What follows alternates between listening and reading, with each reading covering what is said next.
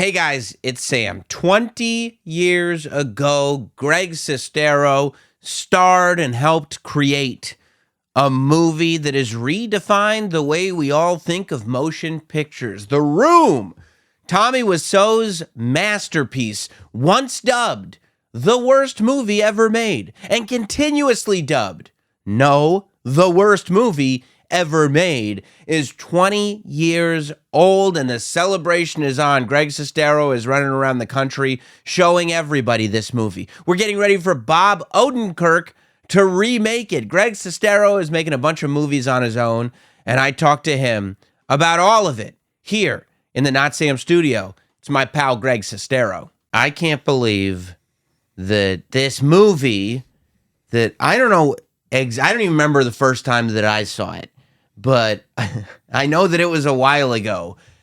It has been around for 20 years in the public consciousness, and it starred the man who's here with me. My pal Greg Sestero is here. What's going on, man? Not Mark from The Room. What's up, man? Not too much. So we met in 2014. 2014 is the Disaster Artist book had just come out, and they had just announced that the movie with James Franco and Seth Rogen was going to get made. And you were listening to the audiobook. Yes. Yeah. And that was one of those, like, the audiobook was such a big part of, I feel like, what furthered the legacy of the movie and the story, right? Like your story behind it. Yeah, because I felt like you see The Room. Like, I love good movies. I thought that's like, when I started out, that's what you have to do. You got to make something good. Like, you know, I grew up on. I always thought you had to make something good. It was apparently... like growing up watching sports. Like, you had to hit the shot, and you want to, you grew up watching Michael Jordan, and Back to the Future was my favorite movie, and so I always thought you had to, produce something that worked. So that's what was so interesting about The Room is, and I was really drawn to Tommy when I met him in the acting class. Right. So I'm living in San Francisco. I'm trying to learn how to act. Everyone's really tense and like trying to be great, and they start performing and you kind of zone out. Tommy goes on stage and I'm like, I would pay to come to this class to watch him do Shakespeare. But no one else was just like, they're like, who is this vampire guy? Yeah. So I immediately was entertained. And maybe I was sort of the new Gen X, like I saw something there because in the acting class, everyone was older. But I also feel like there's and this must be part of just who you are. Like, you'll go pretty far just because it's funny, like just because it's fun, and like, yeah, this could be ridiculous. Whereas most people, I think, will cut that off and go like, wow, this is weird. I don't understand what this is. Yeah, it's non-traditional. It doesn't make sense. Yeah. So I just approached Tommy. I'm like, hey, let's just do a scene together. I just wanted to see what was there. And then so randomly we became friends. And we just hit it off. And again, I was all in. I love the weirdness. I love the wackiness. I love the comedy. It was just something really interesting when you're in your early 20s to be a part of. So we were making the movie. Which is, by the way, what you thought it was. Just something that you'd be a part of in your early 20s, totally. And then surely move on 100% to something else. And that's really where it got roped in, is like the night before we were going to film The Room, there was somebody else playing Mark, which obviously I talk about in the book. He's like, look, you have to do this movie. Don't do this movie. It's the biggest mistake of your life. And I remember thinking, I'm going to be on set all day anyway. Should I just do it? And then he's like, I get you a new car. So I thought, okay, I'm going to do this movie. And it was part of it was very entertaining, because watching Tommy go through making a movie with people who have no idea who he is was a very entertaining spot for me to be in. Okay. Because I'm getting to see this guy who I think is tremendously entertaining interact with people that don't get it. And do you enjoy being the in-between guy, like being the guy that's going, oh, no, you don't understand. No, it's okay. This is just how he is. No. I think I was good at it. Okay. There were times when it's funny, but on the movie, it was a bit ridiculous because everybody was saying, like, who are you? Like, what are you doing here? I'm like, oh, I'm just a film intern. I never told them I knew Tommy. We were roommates. So that was entertaining. Now, I just thought this movie would come out. Obviously, it would never go anywhere. Right. I mean, big studio movies come and go and you never hear from them again. Right. So I thought for this one, for sure, it's Tommy's home video. He did it. That's awesome. move on. And then the LA cult starts and people discover it and they're talking about it. And I thought, oh, that's interesting. I met all these young film students. At this point, I was like 25, 26. All these guys were like 18, 19. And I saw myself in them. I'm like, so what do you like about this movie? So versus being embarrassed as being somebody who like auditioned and put their heart into something, I was more intrigued. I'm like, hey guys, what do you like about this movie? Like, what's ridiculous about it? What draws you in? So I came in through that angle, and then it starts picking up steam and starts going to New York, starts going to London, and that's when I'm like, okay, there's something here.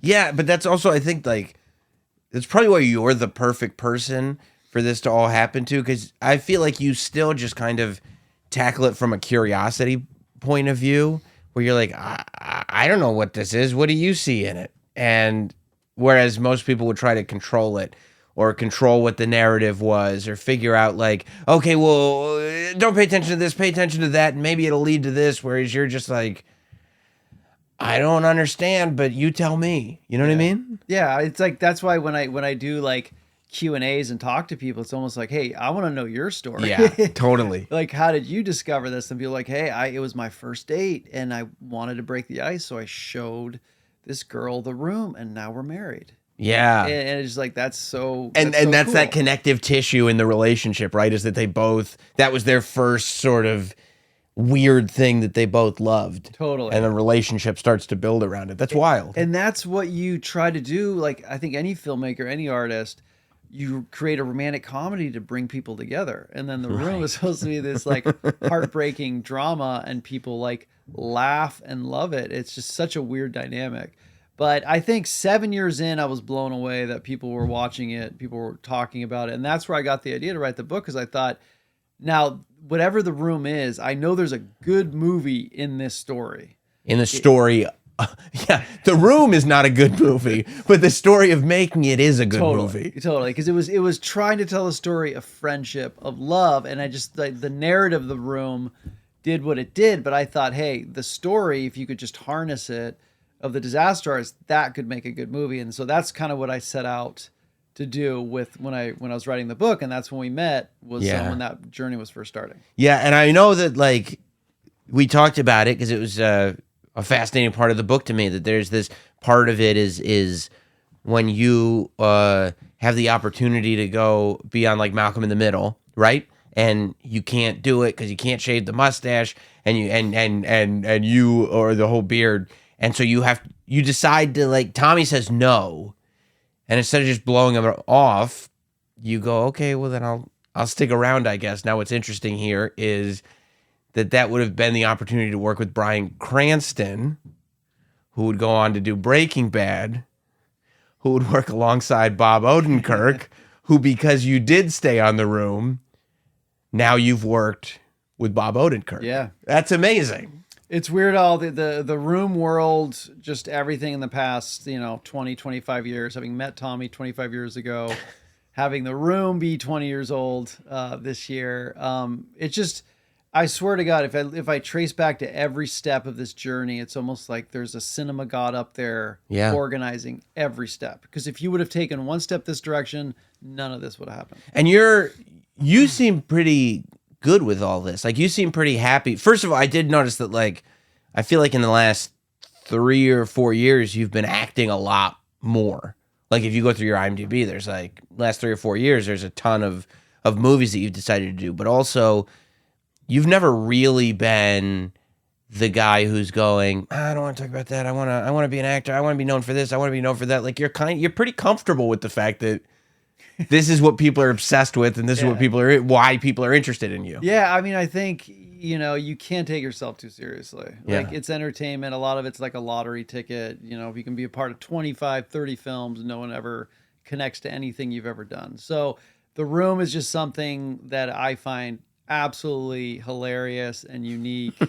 And I love characters, and it's just it's been a fascinating thing to observe. And for me, I've looked at it as a life lesson.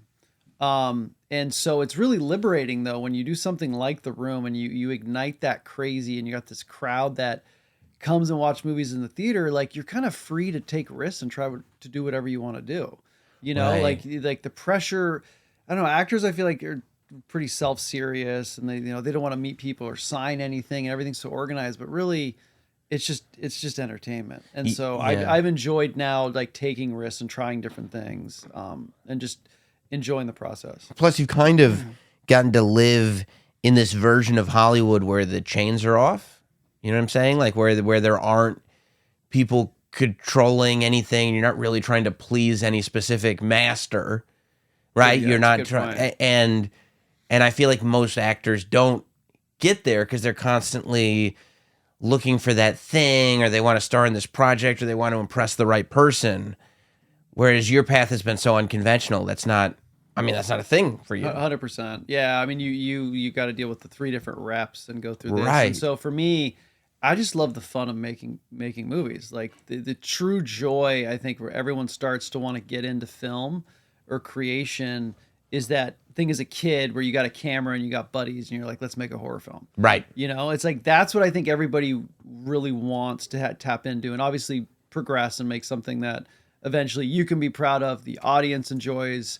Because there's no point to make something that you like, but then no one cares to see it. Right. So you got to find that sweet spot. But for me, it's just been a lot of fun, like taking it all in. And really, the book was the great test for me because I finally had creative control over a project when it came to Disaster Artist. I'd always been auditioning for things. If you're not a really good auditioner, you're quiet, you're never going to get cast and stuff. So you never get a chance to show what you can do. Unfortunately, that happened to me in Retro Puppet Master. That was my big chance. And I speak French, but my French accent sounded more German, so that kind of didn't really work. And then there was The Room. It's hard to be in something that works commercially, where you shine in and people want more of. So the book was finally a chance to like really do something right. And I had to, I worked with editors, I worked with Simon and Schuster. And you did have to work in those confines, but luckily for me, we had great people who were pushing you to create the product that you wanted to create, and that was very valuable. And then after that, I thought, hey, after being on set of The Disaster Artist, watching those guys work, Seth Rogen, those guys having so much fun, but like really working on it, really perfecting scenes, I'm like, that's what it should be like. You should be making something that you really are proud of and want to make, but also having a great time doing it. That's right. Like everybody's having fun, and The Disaster Artist is this like ridiculous, silly thing, but at the same time, they clearly wanted to make a great movie, and they wanted to be professionals, right? Totally. No, I went to the scene where they filmed the premiere, and they were really going through scenes. Brandon Trost, the DP, was doing a hell of a job shooting every scene. Dave was really in tune and really serious, and all these guys that have made great comedies were really paying attention to details. And I thought, hey, you can have it all if you do it right. So when they made the option, The Disaster Artist, it becomes a real film, because that's one of those things too. It's like lots of books get optioned, lots of promises get made, lots of people intend to make a movie, and it just never happens. So the fact that it happened is a miracle in and of itself. But because that one was your story, and like you said, writing it was the thing where you were like, I have complete creative control. Were you okay with the fact that you now had to allow somebody else to tell your story on film? Like you kind of had to take those hands that were fully on and take them off and go like, okay, this is my story. You guys make it into a movie. That was actually really liberating. It was. You were finding these guys. Like I'd followed James since he played James Dean. I was familiar with Seth Rogen's work. It was like, here's a comedian whose films always strike a chord with people. They're always entertaining. So I thought it was a really good group to do it. And I thought, hey, this is a chance for me to learn how to make a movie. And they hired Scott Newsetter and Michael Weber, who were great at writing romantic stories. And I was like, this is a great chance to like see how they perceive your story. And I was like, I'm just along for the ride. I never wanted to ever interject. I was like, I'm just going to learn and enjoy this process. Tommy obviously takes things a little differently. Yeah, Tommy would probably tell you, well, you like, learned to make a movie with me. He's like Johnny Depp should play me. But when it came to like casting, I was like just excited to see their view of the story. That's sort of the perspective that I think is the best way to go, is you're passing on this story to people that you trust. Yeah. And to see how decisions are made and why decisions are made. And it's like, oh, like there are perspectives that you just never have. until you see it happening, right? And then you might think your idea is great. Like I was picturing when I was working on the book, I thought like Javier Bardem as Tommy. I would love that. Would be great. I was like, I could see it, and then the acting class, and then it was like Zac Efron or Ryan Gosling as Greg, but you may make that movie, and nope, it doesn't click. So, right. So you can't always think the idea, the ideas in your head work. You gotta pass it on and let people take the baton and do something with it. Now, I mean, one of the great things about The Disaster Artist was that it was critically acclaimed, obviously. Like, people really loved it, and I think that was, like, kind of step one, of course, was The Room. Step two was the book. It breathed all this new life into The Room and created this whole new audience for it. And then The Disaster Artist, I'm sure, as a film, did that, like, 100-fold. Like, so many people become aware of the fact that this is a true story, and they find the movie and everything. But it was also award nominated, and I mean, it gave us, to me, one of the great blessings ever, which was Tommy Wiseau getting to go up onto an award stage and take over the speech. That's a great moment for all aspiring artists. Yeah, 'cause that's something that nobody in 2002, when we were making the film, would have ever thought was humanly possible, except Tommy. And again, dream big. You know, and it was funny because when I knew James was going to win, I just knew all the journey that led to this point. When Tommy and I watched him win James Dean 2001, because Tommy and I both love James Dean, and I was like, this is going to come full circle, and he's going to win. And so I knew that, but then when he won, it was kind of this commotion, and I was trying to push Tommy to go up on stage. Tommy didn't want to go up. He was trying to drag me up there with like a security blanket. Yeah, he's like, no, you're coming with me. No, you got to come with me. We did this, and then I'm looking out, and I see like Christopher Nolan and Daniel Day. I mean, just like looking, I'm like, oh my, this is so. Of course, this happens. But it was just, it was a moment of like. And then he grabbed the mic, though. That was the best part. And I missed wasn't that because once I pushed him up, I turned my back, and then I heard this laugh, but I missed the mic thing. And then James was like, how'd you like that mic block? And I was like, oh, and then I looked it up and saw what happened. But it was such a great like revelation for anybody who wants to make movies and thinks like, oh, my story, there's nobody in it, there's no big actors. Yeah. You know, where's this ever going to go? And it was like The Room was like bigger than that. You know, it became this experience that didn't rely on having a name or having great music, or maybe it does have great music. But, I think it's got great music. Yeah, but it became a thing that like nobody would have expected. And I think that's the most beautiful part of it. How did Tommy react to becoming like famous for a period of time? Like, he had that audience that he was always looking for to an extent. It's funny. You know what? That's what's so interesting about this business.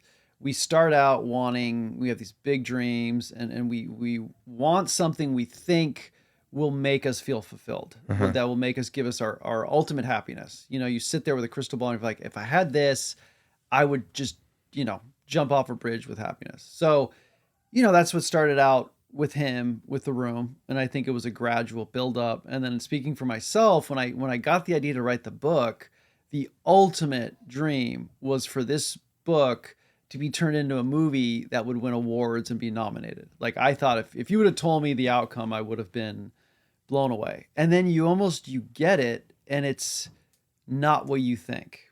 Like the moment happens and you're overcome with it, your body's sort of in shock, but then you're like, I thought this was gonna give me that feeling I always wanted.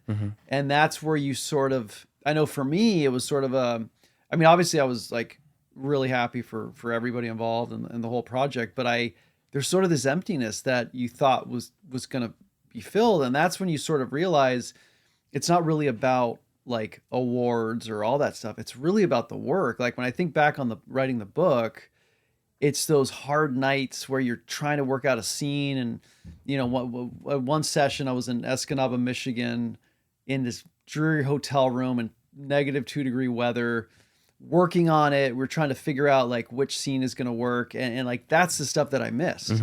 So it was a great lesson. I think for Tommy, I think there's a lot of joy that came with it, but then there's also a lot of pressure and a lot of noise. And maybe sometimes that kind of takes away from what you think it is, because then it becomes a whole different beast. Then it's much more than just The Room. It's now about you and what you're wearing and what you're thinking. And so there's a bigger target on your back, and maybe that takes away a little bit of what you thought you were going to have. Yeah, no, I get that. That makes sense. So we're here and you're in town because, like we said, this is the 20th anniversary of this amazing movie. And we're going to do a thing at the Alamo Draft House doing a live commentary over it.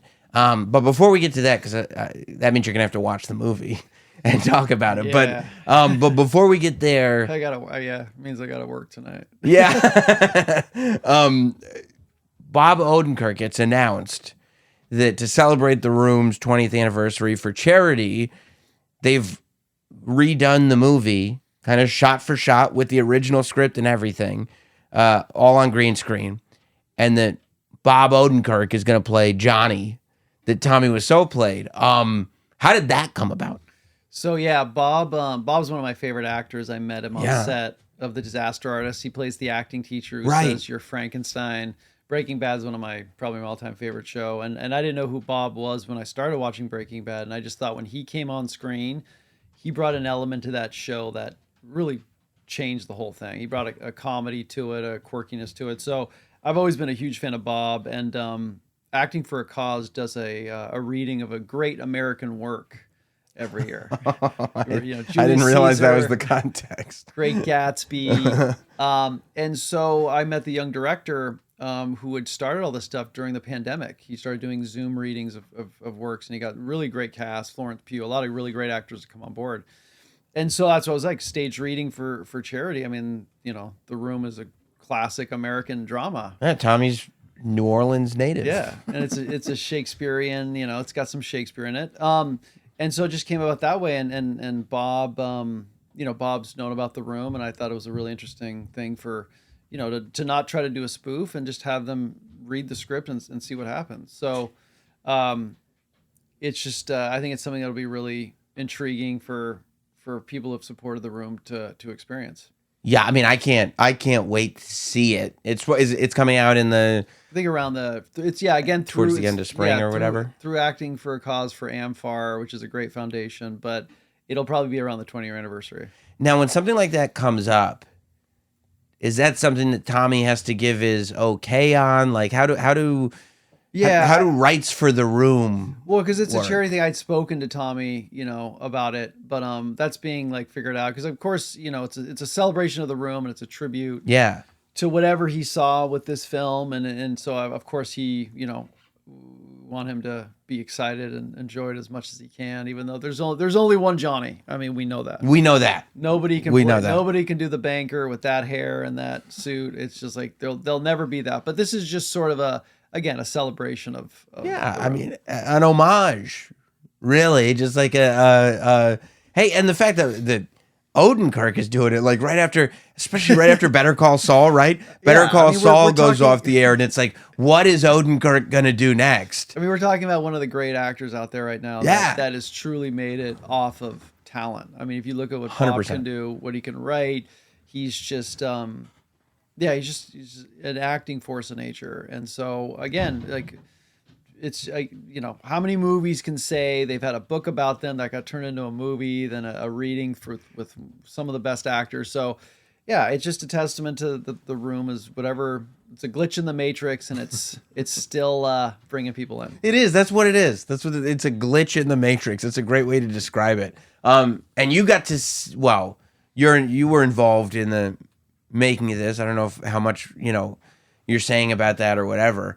Yeah, I got to be there. It was all done in one day. I mean, that's wild. Incredibly efficient crew and team. Acting for a Cause. They put so much time in, and they've done such amazing things. So I was there for a little bit and got to see it. And how do you think Odenkirk did? He, I mean, obviously, I'm such a huge fan. He was very sincere with it and played it as if he was just this banker with young people around him, and I think people would be really intrigued to see him really do this script in a way we haven't seen. I'm really intrigued to see how somebody could interpret the movie, just because it's such a confusing piece at its heart. The Room, like, it's like, what is this about?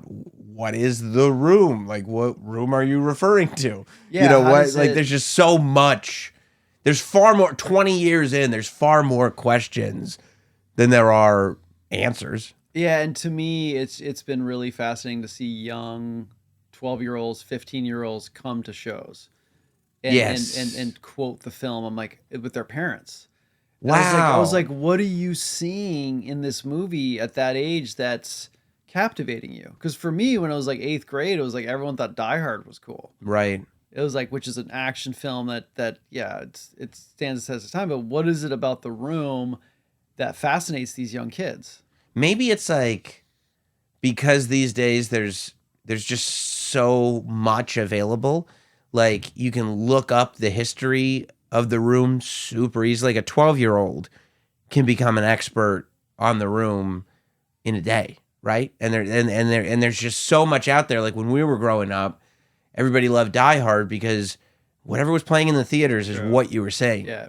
Now it's like if you want to kind of be one of the, like if you want to have weird tastes, it's easy to find stuff. So Right? so something to think about was it a brilliant decision to make The Room hard to get? Does it make it more unique and more of like an artifact than if it's just available on every platform? Yeah, I mean, that's a good question. It's probably too hard to get. Like you can still get the Blu-ray on Amazon, correct? Last I checked, it's not there. Okay, all right, so incorrect. Because I remember that's how I got my copy. I don't think the There's web Tommy's website that he TommyWiseau.com. right because the Room movie is not up. I don't think so. I don't No, think so. just They're- TommyWiseau.com. It's evolving. Gotcha. Okay, great. Oh, I love that. You're gonna have to come back here. Yeah. So is that the only place you can get the Blu-ray at TommyWiseau.com? I think also Amazon once it's back in. I think They just have to get more. Yeah. Yeah, it's like maybe the answer would be to get it. Like I get not wanting it necessarily streaming, right? Like that it's like not on Hulu or not on Netflix or whatever. Just for the weirdness of it. But it's almost like if it was on like iTunes, but almost prohibitively expensive. Like limited edition, like you can only get it on. Or it just kept reappearing and disappearing. Yeah, right? Like it was like it should cost like $50 because nothing costs $50 on Apple, right? But you go like, no, it has to cost $50, and so it costs $50, and in your head you're going, oh, this must be like Tommy must be calling Tim Cook and going, no, it has to cost $50, and then it's up for 3 weeks. It's like one of those old Disney And then movies, it's down. Yeah. right? Where when they used to open the vault. It's Old like Yeller or something. yes. Where like the vault is open, but you don't ever announce it. You just search, and sometimes The Room is on Apple, prohibitively expensive, and other times it's not. I think that'd be the smartest way to do it. Yeah. Because it's so weird. So today I'm getting on a flight. It's 5:00 in the morning, and I'm getting on American Airlines, and the woman at the desk was like asking for my seat, and she's like, Greg Sestero, and I thought like, damn it, please tell me they didn't cancel this flight or something like that. I'm half asleep. She's like, oh my god, I love The Room, like, freaking out. And normally they like when you check in on the airline, they don't really show any emotion or Right. She's like, I show this movie to my friends all the time, like flipping out, talking about it. And I'm like, so again, me being curious, I'm like, wait, so where did you find it? Yeah. You know, it's so different than actors that are sort of like, okay, cool, whatever. But I was like, started talking. I was like, how do you know about this movie? She's like, I found it on YouTube or something, and I show clips of it to my friends. Yeah, that's the only. If it were literally nowhere, then you got something. But the fact that like if you poke around on YouTube, you can find like Clips or like clips or edited versions versions. yeah, like yeah. The Room in 10 minutes or something. Yeah, I feel like it's one of those that like you should be able to find it on the shelf at like a boutique Blu-ray store, not Best Buy, but like one of those like mom and pop Blu-ray stores, or every now and then it just pops up on Apple, and that just adds to the mystique, or Amazon even, right? Like every now and then it shows up on streaming, yeah. Amazon streaming and Amazon Prime, and then it goes away. Because you can have watch parties, Yeah. and still have it work kind of the way it does. Like nothing beats seeing it in the theater. Nothing. Because even me, like when I've been forced to watch it, like there are moments that even make me laugh or make, seeing other people react to it, you're not going to beat that. But watch parties could also work. Definitely. Now you usually when you go, because I look at your schedule sometimes, and it's insane how often you're out there, and you're still like it never slows down. Like you don't have dips, right? I live in a plane. I got like my flying apartment. But you don't generally watch the movie. No, I usually go and talk to people and do an introduction, and then sometimes we'll read a scene from the original script, which we've done, which is always great. And then the movie starts. Have a great time, guys, and out either with friends having dinner or working on a new script or something. So it's I've only seen the movie now 10 times in almost 20 years. Wow. And I think most of that was like having to see, like in Austin, they'll do Master Pancake where they like riff it. And so I've done that a few times over the years. But other than that, I don't really. So this thing that we're going to do where we're talking over the movie, it's unique. Yeah, for like actually personally doing it. Yeah. Yeah, that's awesome. I mean, I'm excited to do it. I don't know if it was the last time. It might have been. Or no. I think the last time I saw you, we were watching. It was Best Friends, the second part. Or no. No, it was Valley. Miracle Valley. That's right. Yes, Miracle Valley was the last time. But yeah, I have seen Best Friends, obviously, Volume 1 and 2. We went to the theater for that one. To shift that, right? Because you made these two movies, Best Friends. It's like Kill Bill. It's one big movie, but it's split, right? With the R in the parentheses, so it's like but Tommy's in it as an actor. Yeah. And you're the director. I wrote and produced it. I put it all together. Who directed it? A friend of mine named Justin McGregor. He's a young Canadian director at the time. He, like, at 16, loved The Room, and we met through mutual friends. I was like, hey, I want to try to make this weird film. Let's shoot maybe a couple scenes. Tommy and I haven't worked together in 15 years. Let's make sure we can still talk and move and all that. So we shot a few scenes, and it kind of worked. And then Tommy's like, take a risk, make a movie, show the world. So we went out and made Best Friends just out of the blue. Just went out and did it. And what is Tommy like on set when he's not in charge? In the right role, he's a lot of fun to work with. Was this the right role? Yeah, I mean, he's playing like this vampire mortician. He's dressing how he wants to dress. He's comfortable. He's in a cool space. We're filming in a morgue a lot of the time. And I mean, if you can harness that madness and put it towards something that is working, then it's a lot of fun. Because you're not pushing somebody uphill, you're pushing them downhill. Does he listen to direction, or did you pull the director aside and be like, you got to just kind of let Tommy what Tommy's going to do? Yeah, I think the script was written in his language. Yeah, because you wrote it, right? Yeah, I mean, you have this vision for him. So that's a huge step ahead. So we rehearsed it. He was comfortable. And then, he listened to direction. We did scenes like 20, 30 takes, and he 20 or 30 takes. He never complained. He was great. Best Friends, I think, is Tommy's best. I don't know if that's the other thing. I don't know if people want to see when it comes to this whole phenomenon, they want to see good acting, but I thought Tommy really sold that part. What was it like for you guys kind of working together in that capacity? Because you've done signings and stuff together, but to be back on a set acting together, what was that like? I'd say the first 2 weeks were a lot of fun, and then as production goes on, it gets more and more challenging. But overall, looking back, that was probably the best experience I had working with him. Oh, really? Yeah. Yeah. And I guess you also, both of you have this like level of comfort with each other at that point. And you also kind of know what you're doing. You don't have this guy who's like, no, this is going to be the new Citizen Kane. I think it's a lot easier when you know what you're making. Yes. And then you can lean into that and have fun with it. Yeah, no, that's that makes a lot of sense. You ended up, you were on the Haunting of Bly Manor, right? How'd you end up there? Yeah, the creator, writer, director, Mike Flanagan. He's done some amazing things. Yeah, Dr. Sleep. He did Haunting of Hill House. Doctor Sleep was one of those movies that I was ready to not like because I like The Shining so much, and then I really liked it. Oh, good. Yeah. No, he's great.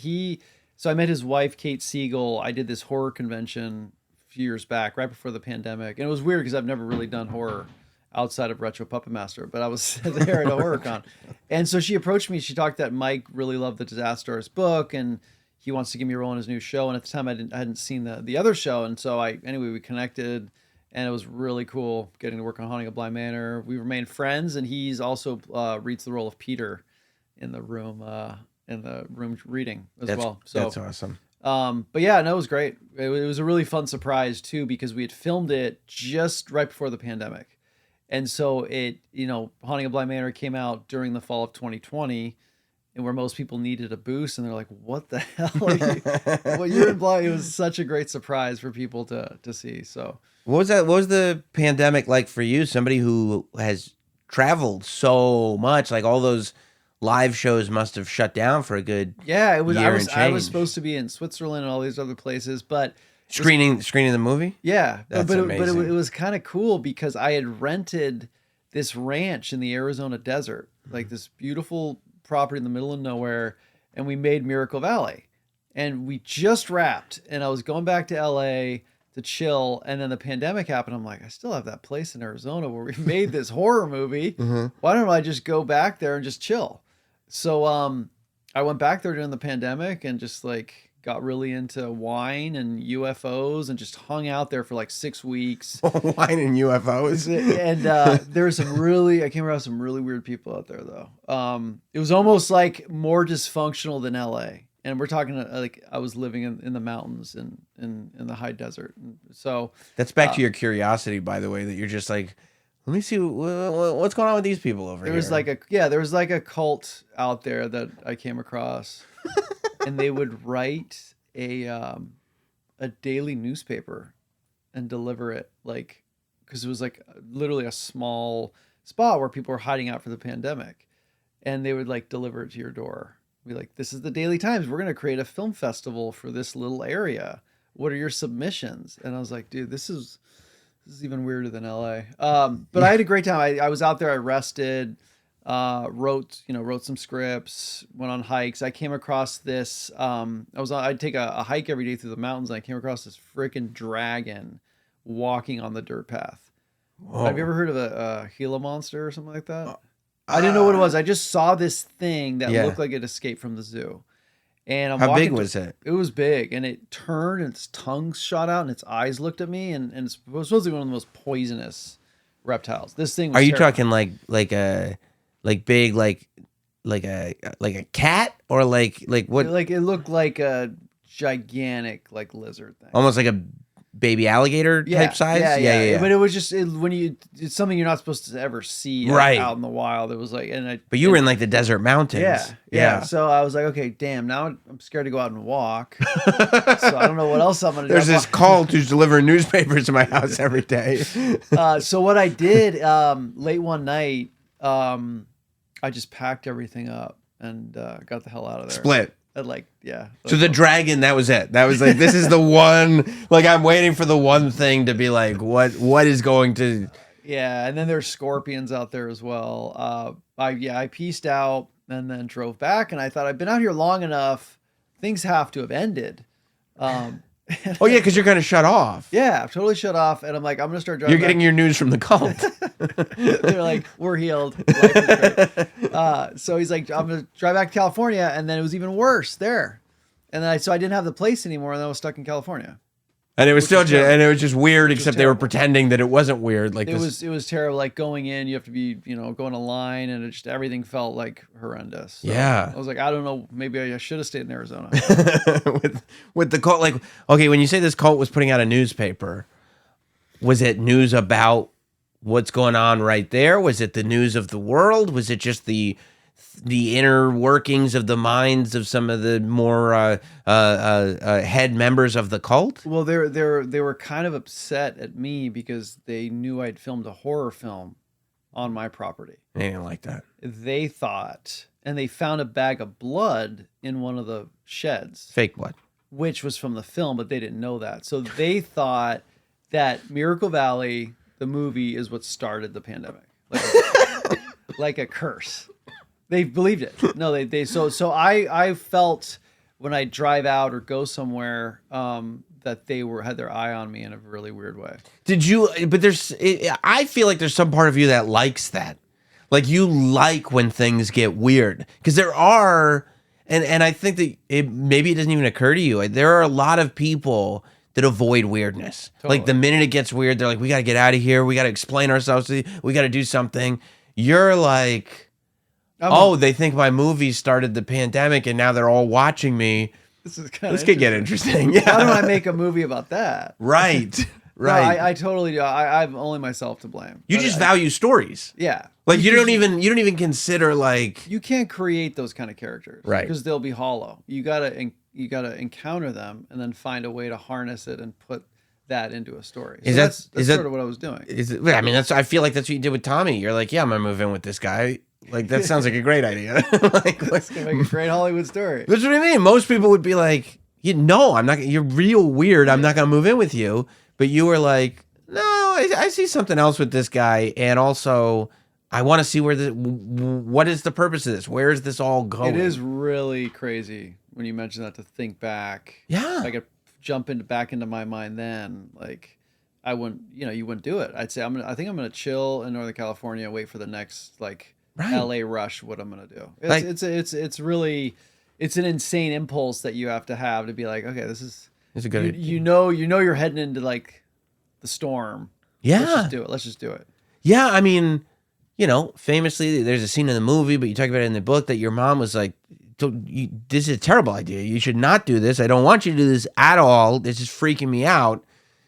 Now that we're 25 years removed from that moment, my mom and Tommy are not friends. They are friends. Yeah. That's great. She'll stand up for him to me now. So that there's parenting for you. Like, don't listen to your parents. So you're sitting there going like, "Oh, mom, he's like driving me crazy. He's doing this," and she's like, "No." She's like, "Yeah, I see his point. I see why he did this, and this is how he feels." So I was like, Okay, all right, whatever." Remember the BART station? You remember the no sex? Yeah, but she doesn't care. She doesn't care. At 19, I guess I had better judgment than I was given credit for. But you would never tell a 19-year-old, "This is a good idea. You should go move in and do this," right? Or would you? I always try to tell people, aspiring artists, like take risks, but I would definitely tell them to be wary. Yeah. I'd say get a group of collaborators that you really trust. And maybe that's what Tommy was at that time. He was somebody that I had encountered that I felt like you got to go with your gut instinct too. And there is something to when you're pursuing this insane dream, people who support you and people who are on that journey as well and share that with you, those are the people you have to surround yourself with. Yeah, you got to look beyond whatever surface or somebody their appearance. You need that support where people believe in you and makes you feel like things are possible. Because if not, you're like, oh, I'm going to go to LA. I'm going to book a lead in a series. Like, it doesn't seem realistic. Yeah. If you're with people that help you believe that, that's who you need to surround yourself with. Yeah. Now, you seem to have kind of jumped headfirst into making independent movies. Do you love that part? Because you've done, technically, if Best Friends is 2 movies, you've done 3 now. Like you said, you're sitting there writing scripts. You've got an idea. Is there any part of you, or maybe you did? Do you try to go to studios and find agents and stuff and sell the script to see if there's anything, or is your mindset no, I'm writing this because I just want to make it myself and I want it to be what it is? Yeah, with Best Friends, we went up, made it, and then Lionsgate picked it up. Yeah. And so that was a good model because you can go out and make the movie you want to make. Right. And then you can present it. Especially because you're one of these rare cases that you have a business model where you're I mean, if we want to get eyeballs, the absolute minimum, I can take it on tour. It's what I do. I people go, we watch The Room, we watch Miracle Valley, we watch Best Friends. A lot of filmmakers don't have a built-in audience the way you do. Yeah, and that's the big thing too, is I love showing movies in the theaters. Right. It's great going to the Alamo Draft House and getting that live experience, and that audience gets to engage with you. It's a really unique thing than just throwing something up on streaming. Because I feel like a lot of times you put something up on streaming, it just sort of disappears. Mm-hmm. It just exists, and then it's no longer an event. So for me, Best Friends was a great learning curve because we got a studio to release it for streaming, and then you're also able to take it to all these great theaters. Yeah. So that's how I approached Miracle Valley. Obviously, Miracle Valley, the pandemic happened, so we had to kind of hold off. And even when we did the event together, Yeah. people were still wearing masks. And Yeah, it was the very kind of beginning of people coming out and doing stuff in person again. yeah, so I think taking it out in theaters and then you release it on streaming, because Miracle Valley was out on Tubi and it's going to come out wider on streaming. But yeah, I try to hold off on streaming as long as I can in that regard. Did anybody try to get, like, when Lionsgate released Best Friends, did they try to get the rights to The Room too so they could couple it on a home video thing or anything? Yeah. They did. Good thinking. Yeah, they did. They did. They It did. wasn't available to them, though. No, he's like, I'm sorry, we're happy where we are. But it was sort of the same thing with Miracle Valley, having a studio put it out. But I thought I'd be doing the same thing there. Mm-hmm. So it's not really, a studio is beneficial. Like an A24, what they did with Disaster Artist is they put it in front of so many people that would never have known about it. Right. So if a studio can't really do that for you or a distribution company, it's sort of in a sweet spot because you can design, do whatever you want. You can create the poster. It's sort of like having that creative control that you can hone in and make it what you want to make it with not having to cut any scenes or cut characters or change posters. So I think studio system's great if they're able to put your movie out in front of more people. Yeah. Yeah, no, it totally makes sense. And it's also probably nice that you're like, okay, I'm looking at the evolution of what I do. I tour around with and show people The Room, and I'm a part of these screenings. But it's probably nice to be like, hey, I have this other movie over here. Hey, that's sort of the balance, right? Yeah. Is obviously like a lot changed because the pandemic happened, and then you were kind of getting back out. So many people had still never seen The Room, so you're kind of leaning back out. You got this new film. And really, you got to give the people what they want. And I think The Room is just such a great event movie, and that you're able to then showcase what you're working on now. You're kind of giving, one for them, one for you. One for you. And at the same time, you're sort of learning what's working with the other movies you're doing. So, project by project, I think you try to make something that you enjoy making and hopefully they'll enjoy watching. So Tommy famously purchased the equipment, the camera equipment and everything to produce The Room. Whereas most filmmakers will rent, as the costs are very high for this equipment. Where is the original camera equipment and everything that was used to make The Room? I think it's still there. I was telling Tommy he should make a museum, a room museum. Do you think Tommy has everything? He does, yeah. Wow. Yeah, I mean, Yeah, it's like the audience is only getting bigger for this thing, right? The room museum would be great. They can come in, they can drink scotchka. So he's got the sets and everything. I think that'd be a really good Tommy has the sets? The fireplace set. He's very diligent in like when he buys something, he holds on to it for a very long time. So he's preserving all this stuff, but he's not prepared to share it. No, I think I know he wants to do the museum thing, but he's gotta put it together. Yeah, I mean, you'd have to like find a warehouse and rebuild as many of the sets as possible. Because people would pay just to, I mean, they do that like every now and then in like the city, it'll be like the Office experience. And they'll kind of rebuild sets from The Office and people will go in, or like they did it with Friends where you can go sit on the couch and you pay and you take a picture. Like, I mean, if you could just to take a picture in front of the fireplace, right? Yeah, he's got that mantle. That's the original fireplace mantle. I mean, again, it's just amazing that he foresaw to think, I'm going to keep this because someday, I mean, I had that couch in my living room that we used in the room. Really? And I tossed it when I moved from that other apartment. I'm like, I took a knife to it and I was like destroying it in the. How long ago was this? This is like 2005. Okay, so this is like, that was last week. Yeah. No, I wish I kept. So the foresight he had to keep it because he thought it might be important. Is really interesting. I mean, it's foresight / from my perspective, maybe a little delusions of grandeur, but it paid off. Yeah. He was right. It was a lot like the billboard. I mean, keeping a billboard up for 5 years. Yeah. Never happens. Not, everyone tell you that's not a smart marketing decision, but everybody talked about it. I mean, that was one of the things with Franco. He told me when he was reading, because he never saw The Room. He's reading the book and he's like, oh, that billboard thing, And I mean, they just did They just did that Peacock series about what's her name? Angeline, yeah. Angeline, who like that's what she did. She just bought billboards and put her face on them and her body so that everybody just knew who she was. And that is such a big part of the legacy of The Room, that this billboard existed in LA, Tommy's face was on it and his phone number was on it. And it was just there always. And that's a driving city. So as many people. And everyone's going up Highland. Right. So everybody is going to be like that. It becomes a landmark.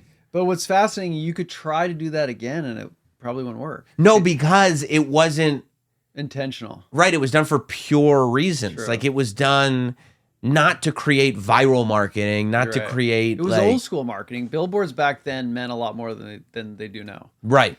Yeah. Yeah. And it was traditional. It was like, nope, this is the way we get in front of eyes. We buy a billboard for 5 years. 5 years? What are you talking about? It's like 2 months. Like when we released the Disaster Artist book, we put up the billboard in the same spot, but we did it for 2 months. Right. I mean, genius move to put it up in the same spot. Yeah, but you got to give it to make an impact. It's got to be 5 years. 5 years. Hey, yeah, and you probably didn't put your own phone number on it. Nah, I should have though. Yeah, you definitely. By the way, that was my phone number that he put up there. I thought it was his phone number. I was renting his apartment.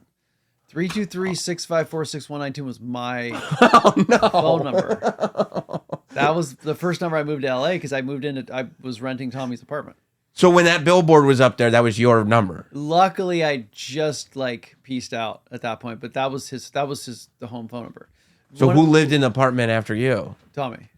Oh, okay. So when it first went up, that you were like, that's my phone number. So anybody that knew you, because everybody knew phone numbers back then. Everybody that knew you was like, why is Greg's number? Yeah, when I moved to LA, that was on all my headshots. That's what Iris Burton. If you meet a girl in a bar and you give her your number, she thinks that you're pranking her because she knows that from the billboard. Yeah. And then one of my favorite things is back then answering machines meant a lot more. So I would record the monthly screening info. That's great. And you were the Room movie phone. Yeah. I'm like, come to this point at this night, and every month we had to re-record it. Oh, I mean, even those tapes to collectors would be exciting if somewhere there was still audio of the original Room recordings from that voicemail. Man. I used to call it. So then I stopped doing it and Tommy did it himself. And I would call, that's what I'm saying, the fascination. I would call every month to see how he was doing it. Because it would just bring me so much joy. Like he remembered to do it and he's disguising his voice. He did disguise his voice. It was just you could still tell it was him though. Yeah, the comedy of that is just priceless. Yeah. You can't find anybody else who would do all these things. But yeah, that's one of the reasons why I think it works so well though, is because you're kind of obsessed with it more closely, obviously. But kind of for the same weird fascination everybody else. I get it. Yeah. I get it with everybody because I was in that same position. Yeah. It just became different for me once it sort of became a business that now it's almost like we had a child together. And then you're like co-parenting and then you kind of want to explore this. And they're like, no, you don't do that. Don't do it this way. So it kind of changed the dynamic. But the raw source of the entertainment, like we would talk on the phone for hours. Remember he said, because you interviewed him. Yeah. And he's like, no. His football is right here. Oh, yeah. He's like, Greg called me. Not true. He said I'd call him, remember? But no, we would talk on the phone for hours just because I'd want to hear how we interpret things. We would rehearse scenes. So that raw, entertainment factor, I experienced that early on. I also think that, as strange as it is that, The Room is the one movie where the rights haven't been passed over to somebody that can make a lot of money, it also kind of enables you to do what you do. I mean, how many movies on this level are so, free in the sense that it's just you and Tommy? Like, Tommy's like, yeah, go tour with it, right? That's not the way it works. Like, a studio would be like, well, we own this. You can't really show this. You got to approve, submit the dates you're going to do. Whereas I'm assuming with you and Tommy's like, yeah, I'm going to take it over here. You're going to take it over there. We'll meet in the middle, whatever it is, show right? up at the same venue.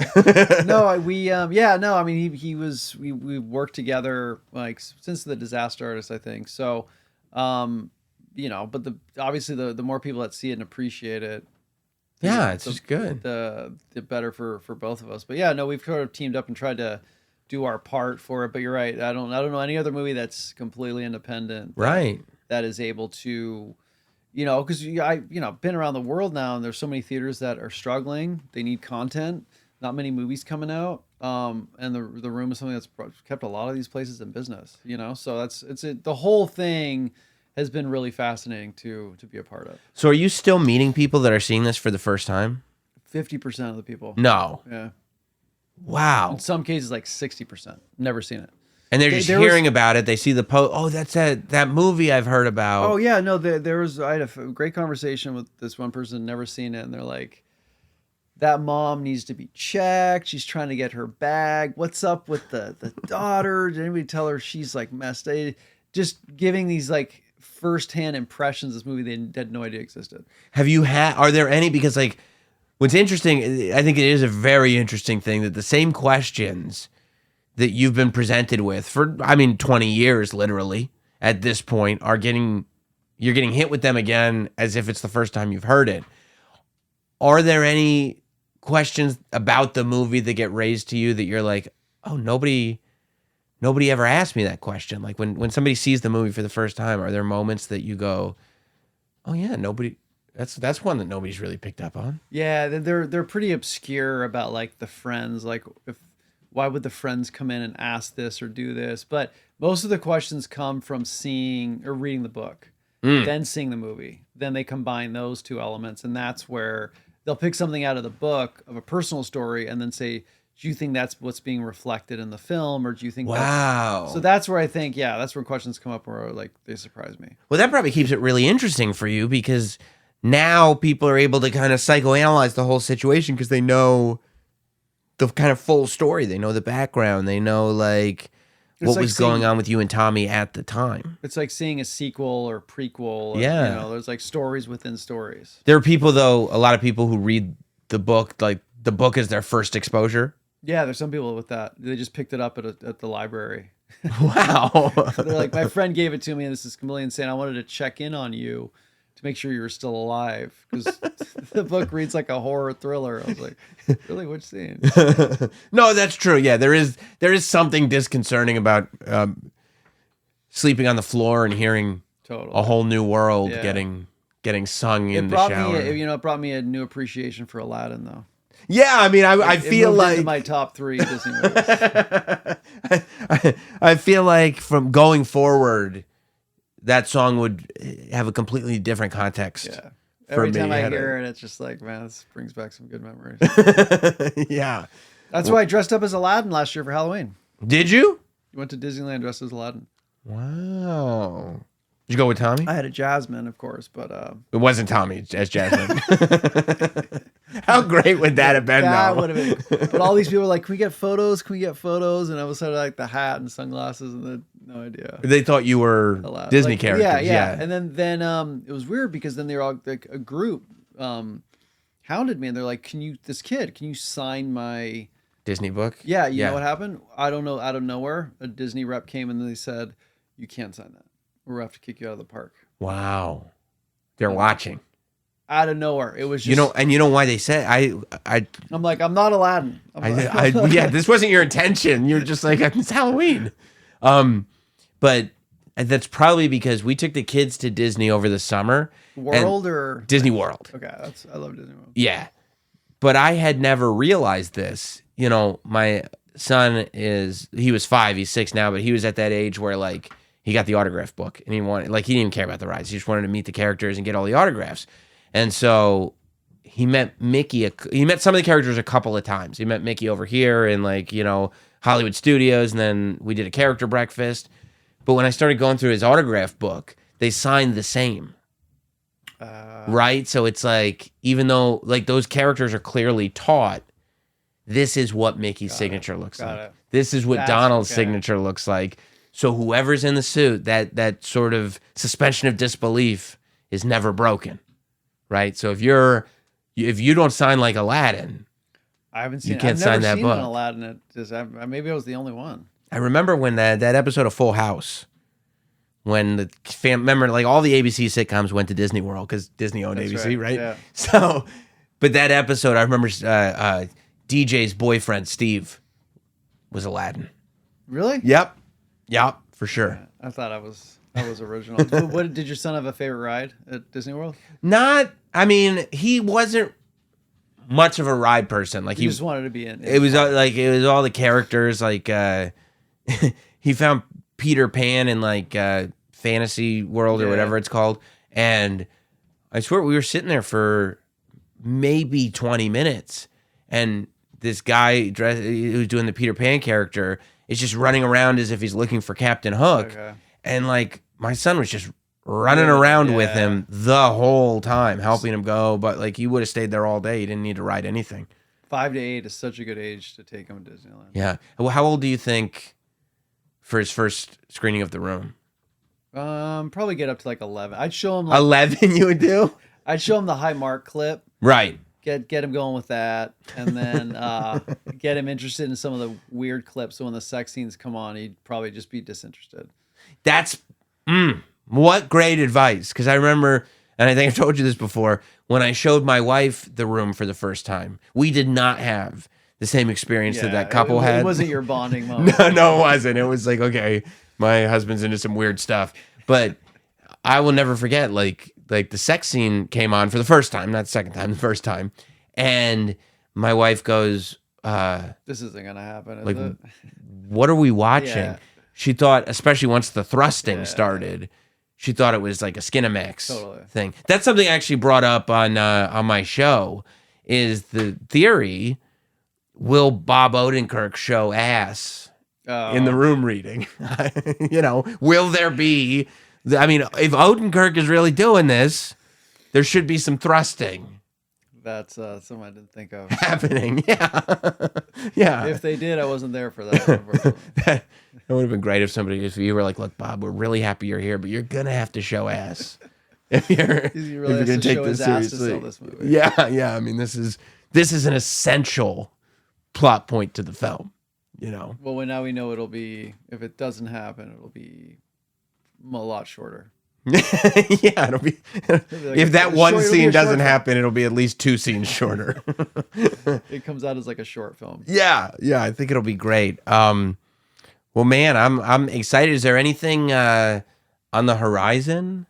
Yeah, for you? So like speaking of using your crazy experiences into work, I during the pandemic I researched a lot of, like I was saying, about UFOs. Took a UFO night tour. Did you see anything?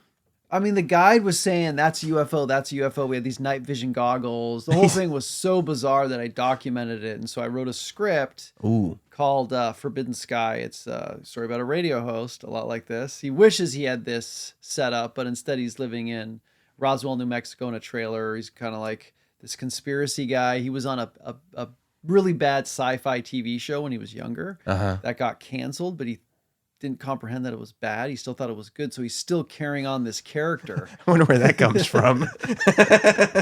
He's like, I'm still this character. It was still a great show. He's kind of bitter about it, so he's this radio host, and he's a joke. His daughter's like, my dad's a lunatic. He thinks UFOs are coming, and then he's hosting a show just like this, like Art Bell and Coast to Coast. Yeah. He gets this call late one night from this alien race who only wants to speak to him. Somehow his sound waves got up and reached somebody important.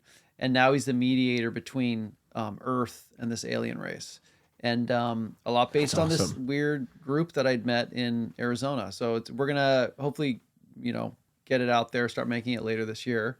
So there should be an announcement for it. But you got to have a cameo in it. I will, absolutely. Yeah, absolutely. I will. We got the studio for it. We can make this look like it's in a trailer. This is perfect. I love like the ceiling level. I did a lot of scouting in Roswell and stuff, but this is absolutely perfect. That's great. Yeah, and you'll have to come back for it. Yeah. I also in fact, even the storyboards we did has like a little bit of the wall shape like that. That's awesome. Yeah, and I do love the premise, because it's like, what if they were telling the truth, right? Like what if this radio show, like what if this is the guy who has the communication with the mothership? And something else, again, leaning in, is like, what if the aliens were the only fans of this guy's show? They're like, that sci-fi show should have never been canceled. They're like super fans. They love a it. really bad sci-fi show that You are. I feel like you're drawing experiences from all over. I think that's great. And then it sets up perfectly to have, Tommy be the sci-fi villain. Is that right? And then, another cameo I want to get in this movie. Have you heard of that filmmaker, Neil Breen? I believe I have. What has he done? He's like the titan that's challenging Tommy for being the world's most interesting filmmaker. I sent you the trailer for Fateful. It was called Fateful Findings. Oh, yeah. Where he gets hit by the car. Yes. So I'm trying to just, turn this into some of the movies I love, like Galaxy Quest and The Thing. I'm trying to just, again, take movies that I loved and then try to, give people back my version of that. Have you ever seen The Stuff? I haven't. Oh, you'd love The Stuff. It's about like this dessert called The Stuff that like is like calorie free, but it's the most delicious thing, and it becomes like the hottest trend in the country. Wow. So it's this commentary on commercialism, but it's actually like an alien species itself. Like it's this like whipped cream type of topping. Who made this one? It expands. Oh, I'm blanking on his name, but he's super famous. Okay. And it's actually, I'm gonna tell you right now because I should not be blanking on this name. I feel like a fraud because I'm blanking. Larry Cohen. Oh yeah. Okay. Yeah, it's a Larry Cohen picture, and it's so good. I think you'd really love it. Well, where can people go to find out where you'll be? Because like I said, you're touring the country all the time. People love this stuff. They love to come out and meet you. Obviously, that lady in the airport was super excited.